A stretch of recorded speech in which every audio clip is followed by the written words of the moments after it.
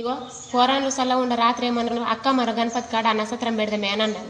ఇక అన్నసత్రమే పెడుతున్నాం కదా, ఇంట్లో అండనే అండలేను, బియ్యమే పెట్టలేను.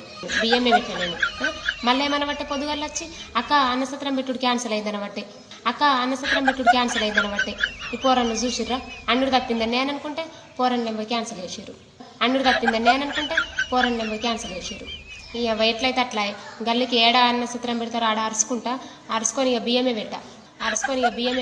ఇంత కూరగాయలు పోయి పోయిందనుకో మోకమన్ను ఉంటుంది, ఉన్నందరం పోయి ఆనే తినచ్చు. గణపతులు వేసిందాక అండనండి. ఇక ఎట్లన్నా రోజు ఒక దగ్గర అన్నసత్రం పెడతారు కదా. ఇంట్లో బియ్యం పెట్టినామనుకో అదంతా వేస్ట్ అవుతుంది. ఎట్లన్నా ఆనే తినత్తాం మరి. దండాలయ్యా ఉండ్రాళ్ళయ్యా దయుంచయ్యా దేవా, నీ అండా దండా ఉండాలయ్యా చూపించయ్యా